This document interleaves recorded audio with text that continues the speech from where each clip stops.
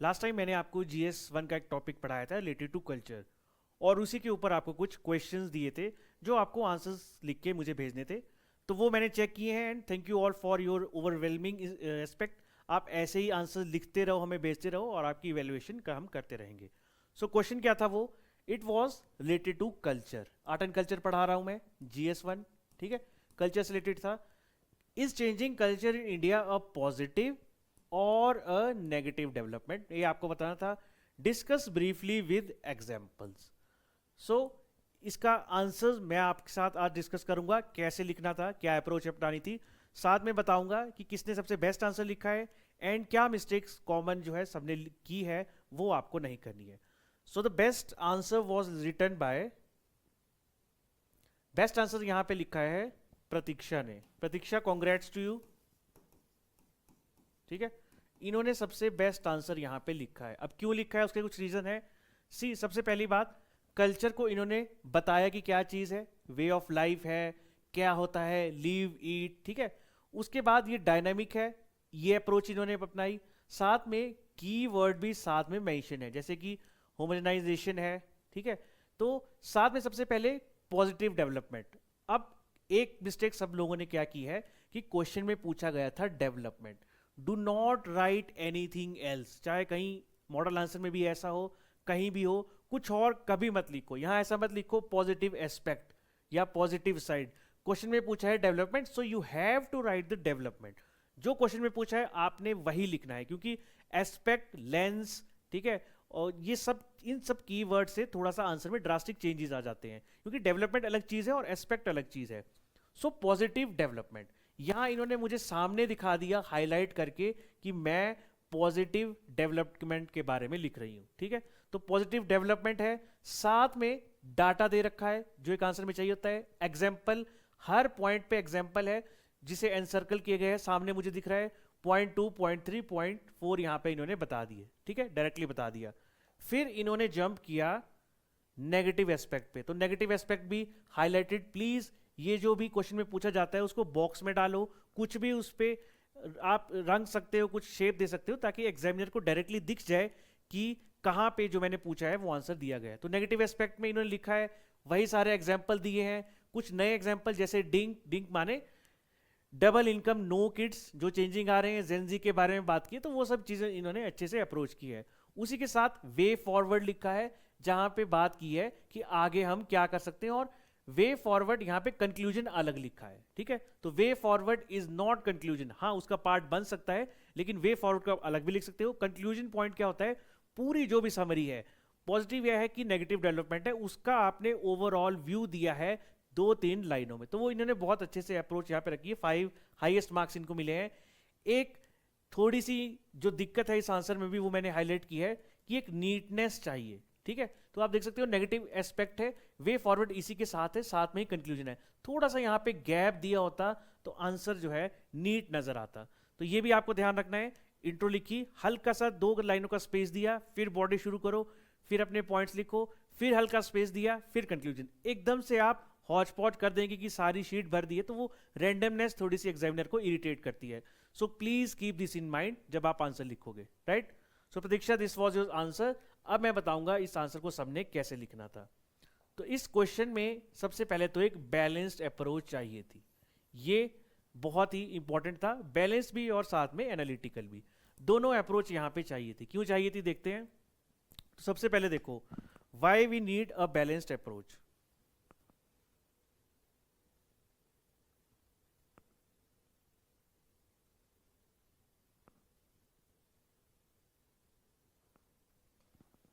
ठीक है, क्यों चाहिए। फर्स्ट, हमें बताना है कि ये कल्चर चेंज है क्या चीज है। ज्यादा कल्चर को डिफाइन नहीं करना है, क्वेश्चन में कल्चर चेंज के बारे में बोला है। और ये 8 मार्क्स का अगर मैं क्वेश्चन दे रहा हूं, फिर रिपीट कर रहा हूं, आपको लिखने हैं 150 वर्ड्स। कितने पेजेस में आएंगे, 1.5 पेजेस में। अगर दूंगा 12 मार्क्स का, कितने वर्ड्स में लिखना है ये, 250 वर्ड्स में। कितने पेजेस में आएंगे, अराउंड 2.5। प्लीज इस चीज का ध्यान रखें, आप अपने से 2 शीट्स 3 शीट्स में ना लिखें, बिकॉज जो HPPSC का एक पैटर्न है वो एक सेट पैटर्न है, वो उसी के बेस पे क्वेश्चन पूछता है। तो रेदर देन हम कुछ अलग अप्रोच यहाँ पे अपनाएं, उसी फिक्स जो स्पेस है उस पर लिखने की कोशिश करेंगे। तो सबसे पहले बता दी कल्चर चेंज क्या है, इंडियन कंटेक्स्ट में समझाया, फिर डिस्कस किए क्या क्या इसके पॉजिटिव इंपैक्ट हो सकते हैं, क्या क्या नेगेटिव इंपैक्ट हो सकते हैं, पॉइंट वाइज आर्गूमेंट देंगे और साथ में रेलेवेंट एग्जाम्पल भी देंगे, ठीक है। और बाद में कंक्लूड करेंगे कि हमें क्या चाहिए, यही चीज बैलेंस चाहिए, तभी चीजें यहाँ पे ब्लेंड हो सकती है, राइट। सो देखो इंट्रोडक्शन में क्या होनी थी, इंट्रोडक्शन कि इंडियन कल्चर कभी भी स्टैटिक नहीं रहा है। एंशियंट टाइम से अभी तक अगर आप अच्छे से देखोगे तो it has been steadily evolving. कैसे हो रहा है इवॉल्विंग, हमने देखा 18-19 सेंचुरी में सोशल रिफॉर्म हुए, हमारे पास कॉलोनियल एक्सपीरियंस भी बहुत है, ग्लोबलाइजेशन, पोस्ट एलपीजी रिफॉर्म्स बहुत ज़्यादा है। ये सारे फैक्टर्स क्या करते हैं, हमें देते हैं अर्बनाइजेशन प्रोसेस, डिजिटल मीडिया, और इकॉनमी भी अब हमारी लिबरलाइज हो भी चुकी है और आगे आगे बहुत हो रही है। तो ये सारे चेंजेस जो हैं ये कल्चर में हो रहे हैं, इससे एक प्रोग्रेसिव अप्रोच भी आई है, लेकिन कुछ सीरियस कंसर्न भी आए हैं, ठीक है। तो मिक्स सी डेवलपमेंट है। तो यहाँ आपने एग्जामिनर को बता दिया what I am trying to write in my answer. यहीं से एग्जामिनर को आपकी सोच, आपके माइंडसेट, आपका व्यू पॉइंट समझ आ जाएगा कि आपने पॉइंट्स को कैसे आर्टिकुलेट कर रखा है। तो इन्हीं चीजों को आगे एक एक करके सभी धागे खोलेंगे कि हम क्या बात करना चाहते हैं। सो बॉडी में सबसे पहले आते हैं पॉजिटिव एस्पेक्ट पे, जो कि क्वेश्चन में पूछा गया है, ठीक है। यहाँ एस्पेक्ट लिखा है, but please do not right the aspect part. जैसे मैंने बताया do not right this part. यहाँ पे क्वेश्चन में पूछा है डेवलपमेंट, इसीलिए जो पूछा है वही आपने लिखना है। तो पहले सोशल क्वालिटी आई है, इंक्लूजन आया है, कैसे आया है, कास्ट के बैरियर कम हुए हैं, एक्सेप्टेंस बढ़ रही है, ठीक है, इंटरकास्ट मैरिजेस की भी, इंटर रिलीजियस मैरिज की, तो अच्छी बात है, स्पेशली कहाँ पे, अर्बन इंडिया में। तो एक प्रोग्रेसिव कल्चर चेंज यहाँ पे रिफ्लेक्ट हो रहा है। और इसकी एक और डायमेंशन देखते हैं, कहाँ से, वुमेन एम्पावरमेंट से रिलेटेड। तो वुमेन की पार्टिसिपेशन बढ़ी है, आप यहाँ पे डाटा भी देख सकते हो कि जो लेबर फोर्स पार्टिसिपेशन रेट है उसमें कितनी है वुमेन्स, वो हायर एजुकेशन में भी अच्छी जा रही हैं, कॉरपोरेट लीडरशिप है, ठीक है, आर्म्ड फोर्सेस है, और एंटरप्रेन्योरशिप में भी। एग्जांपल, वुमेन फाइटर आपको पायलट्स भी मिल जाएंगी, और बहुत सारे स्टार्टअप्स हैं जो भी, जिनकी वो फाउंडर भी हैं। तो इससे एक बात हमें समझ आई है कि जेंडर इक्वलिटी के कंटेक्स्ट में एक मेजर कल्चर शिफ्ट देखने को मिला है, and that has been on positive side, यानी कि वुमेन एम्पावरमेंट यहाँ पे देखने को मिली है। थर्ड एंगल आ जाएगा, scientific temper and modern outlook आया है आम जनता में, सभी लोगों में। अब प्रेफरेंस हो रही है कि एजुकेशन अच्छी हो, कुछ इनोवेशन हो, एंटरप्रेन्योरशिप अप्रोच आए लोगों में, ठीक है। पहले जॉब करने के कंटेक्स्ट में सोचते थे, बट अब इनोवेशन और एंटरप्रेन्योरशिप के कंटेक्स्ट में भी सोच रहे हैं। जैसे कि इंडिया का स्टार्टअप कल्चर धीरे धीरे अब अच्छे से बढ़ रहा है। तो इससे डेमोन्स्ट्रेट क्या हो रहा है, एक कल्चर एडेप्टेशन, कि हम एक नॉलेज बेस्ड इकोनॉमी बनेंगे। पहले हमारी मंशा यही रहती थी कि हम जॉब करें, अब थोड़ा सा पुश स्टार्टअप्स को भी यहाँ पे देखने को मिला है। And fourth and last very important is individual freedom और डिग्निटी बढ़ी है। तो यूथ अब क्या एंजॉय करता है, बहुत ज्यादा ऑटोनॉमी, अपने करियर को चूज कर सकते हैं अच्छे से, क्या चॉइसेस है, लाइफस्टाइल के डिसीजन ले सकते हैं, कहाँ रहना है, नहीं रहना है, जॉब क्विट करनी है, every decision can be taken.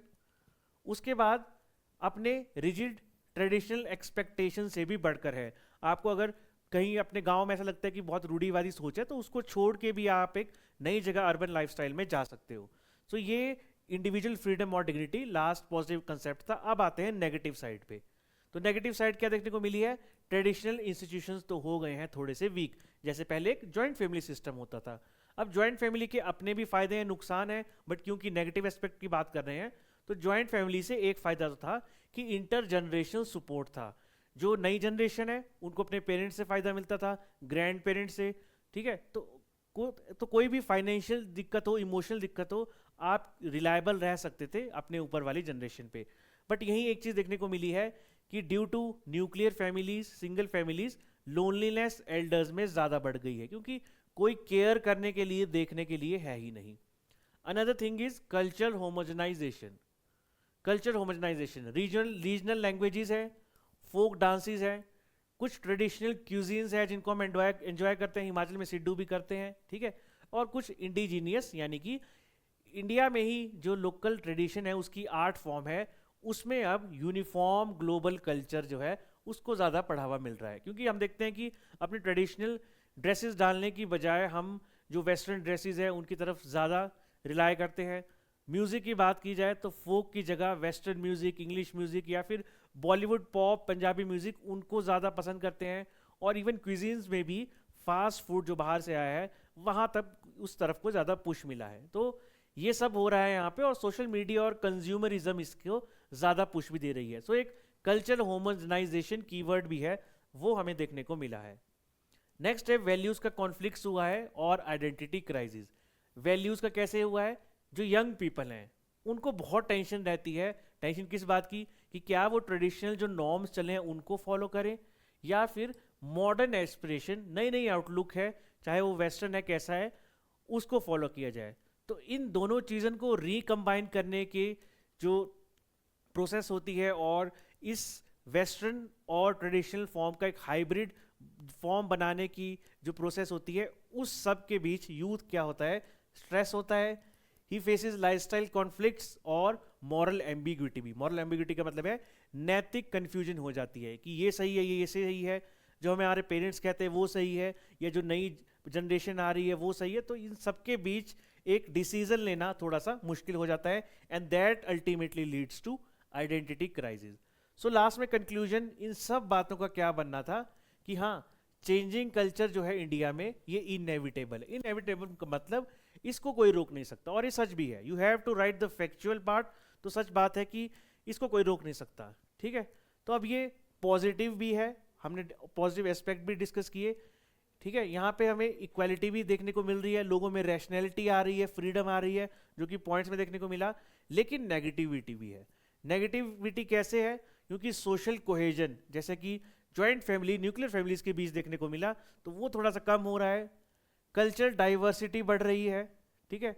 और वे फॉरवर्ड इसी चीज़ में है कि मॉडर्नाइजेशन तो करो लेकिन सेलेक्टिव। हर चीज़ वेस्ट से कॉपी करने की जरूरत नहीं है, उनके पॉजिटिव एस्पेक्ट को कॉपी करो, वो बेटर रहेगा। और इंडिया को साथ में अपना कल्चर भी प्रिजर्व रखना चाहिए, ताकि जो हमारी कोर सिविलाइजेशनल वैल्यू है, जहाँ से हमारी सभ्यता की शुरुआत हुई थी, वो ही हमारे कल्चर नॉर्म्स थे, वो आज तक कैरी आउट होते। फॉर एग्जांपल हम नमस्ते करते हैं किसी को, ठीक है। तो वो चीज़ भी हमें प्रिजर्व करके रखनी है। और बाहर की जो प्रोग्रेसिव चेंजेस हैं जो हो रहे हैं और जो होने भी चाहिए, फॉर एग्जांपल वुमेन एम्पावरमेंट, उसका हम एक समीकरण बिठाएं, उसका हम एक संगम बिठाएं, ठीक है। So this was your question. कल मैं आपको एक और टॉपिक पढ़ाऊंगा कल्चर का।